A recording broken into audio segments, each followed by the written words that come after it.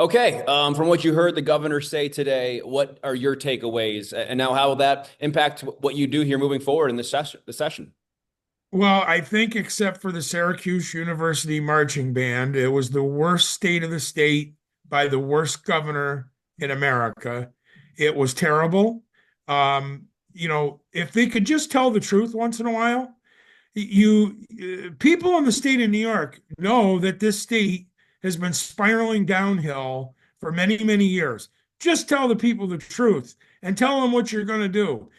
That's been the problem with this administration and the administration before. Their policies are what is costing the people in the state of New York the problems that we have. That's the truth. The energy policies, the taxing the living daylights out of people. I think the other highlight for the governor was we had the new mayor of the Socialist Republic of New York City there today. I mean, just ridiculous.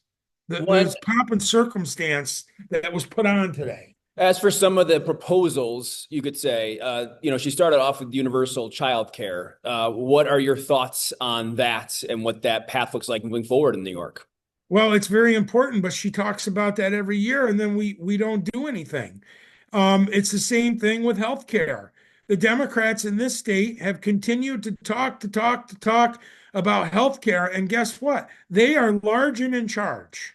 Large and in charge. They control the governor's mansion. They control both houses. They control every aspect of government in New York State, and they haven't been able to get a damn thing done, Tom. There was a lot of even I remember last year she didn't mention the Trump administration, the federal government once in her State of the State in 2025. The tone was definitely different this year. What did you make of That's that?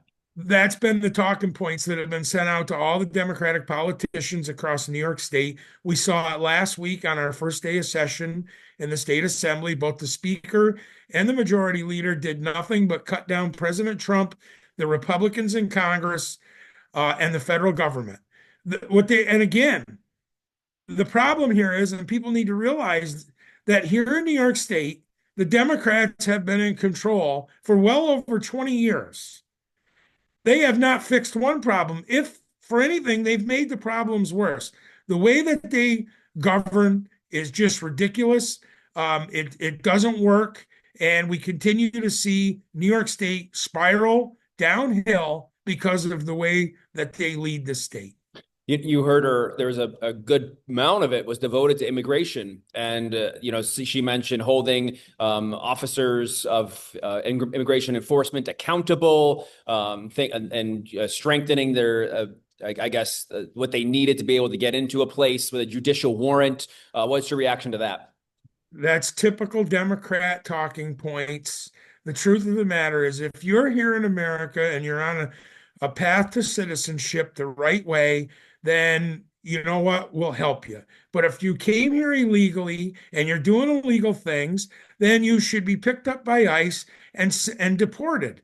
And that's the problem with some of our Democrat friends. They say they're law abiding, that they protect law enforcement, but that's not true. ICE agents are law enforcement too. And that's what people seem to forget. These people are just doing their job. They're doing their job due to laws that have been created in Congress and in the United States Senate.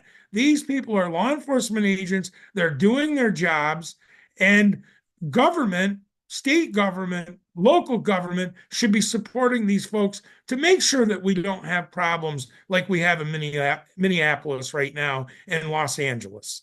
Finally, utilities have also been a big talking point on both sides of the aisle. What did you think? And obviously, she mentioned data centers, but also mentioned utility companies and doing more to cut down costs there.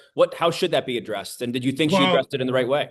no, she never does. They always blame the CEOs and the people that are high up in the energy companies. And the problem doesn't lie there. The problem lies in the policies that they've created. They continue to double down on bad energy policies, and then they blame it on the energy companies.